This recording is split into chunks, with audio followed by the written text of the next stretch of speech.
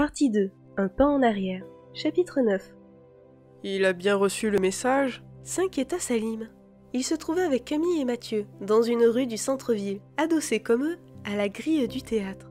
Camille leva un pouce joyeux. « Au poil !» lança-t-elle. « Tout va s'arranger !»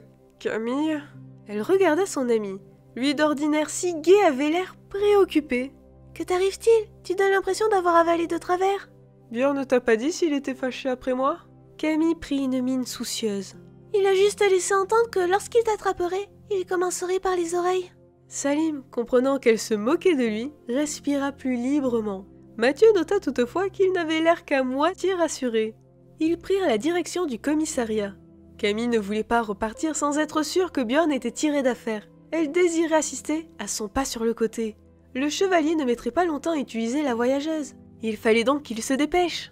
Mathieu passa un bras sur les épaules de sa sœur. Il prenait doucement conscience qu'il arpentait peut-être ces rues pour la dernière fois et les regardait avec un œil où l'émotion le disputait à l'allégresse.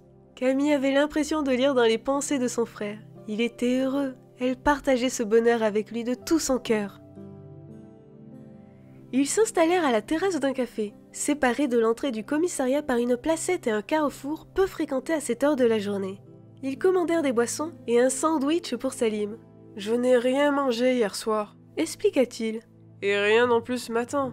Vous rendez-vous compte qu'il y a des choses qui arrivent à me couper l'appétit? Incroyable, non? » « En effet. » acquiesça Mathieu. « En tout cas, elle n'arrive pas à te couper la parole !» se moqua Camille. Salim prit un air faussement blessé. « Je suis un incompris, » gémit-il. Là où je sème l'art et la beauté du verbe, je ne récolte que l'indifférence ou l'irritation d'individus totalement dépourvus de grandeur d'âme. Mathieu poussa un sifflement admiratif. Jolie phrase. Et sans le moindre rapport avec ce qui précède, l'interrompit Camille. Regardez! Elle avait saisi l'avant-bras de son frère et désigné le commissariat. Les deux garçons tournèrent la tête au moment où un fourgon bleu aux vitres grillagées s'engageait sur la chaussée. Vous croyez que c'est lui? Demanda Salim. Probable, chuchota Camille. Soyons prêts. Le véhicule s'avança jusqu'à un feu rouge. Il n'était qu'à une dizaine de mètres de la terrasse du café. Camille discernait parfaitement les deux policiers assis à l'avant.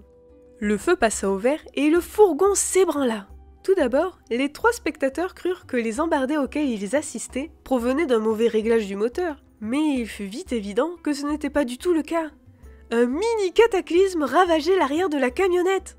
Le conducteur, alerté par le bruit, stoppa son véhicule. Il jaillit de l'habitacle avec son collègue, au moment où les deux portes arrière s'ouvraient à la volée.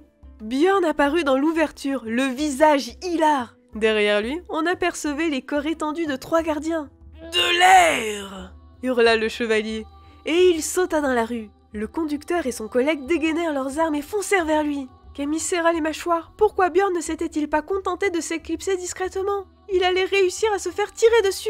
Elle se glissa dans l'imagination. Quand les policiers arrivèrent sur Björn, l'un tenait un journal en guise de revolver et l'autre un saucisson sec. Le chevalier les saisit délicatement à la nuque. Leurs crânes s'entrechoquèrent avec un bruit abominable. Ils s'affaissèrent lourdement. La scène avait eu de nombreux spectateurs qui reculèrent d'un pas quand Björn se tourna vers eux. Le chevalier éclata d'un rire énorme et se fendit d'une révérence. « Messieurs, dames !» lança-t-il d'une voix de stentor. « Je vous salue bien bas !» Puis soudain, il cessa tout simplement d'être là. Des hurlements s'élevèrent dans la foule, auxquels répondit une sirène de police. « Génial !» s'exclama Salim. « Quel artiste! Vous avez vu ce départ? » « J'aurais dû me douter que ça te plairait, » maugréa Camille. « Il a failli se faire tuer, et tu trouves ça génial !» Excusez-moi, l'interrompit Mathieu.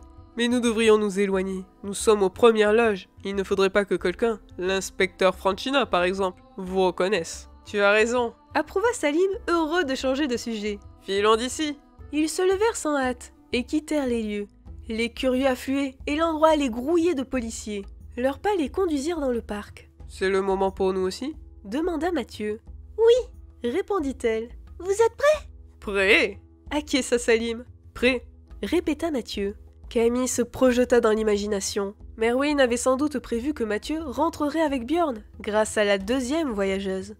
Emmener deux personnes avec elle requérait un pouvoir qu'elle ne possédait pas. Pourtant, Son pas sur le côté fut d'une facilité déconcertante. Elle n'eut presque pas conscience de son dessein. Ils disparurent.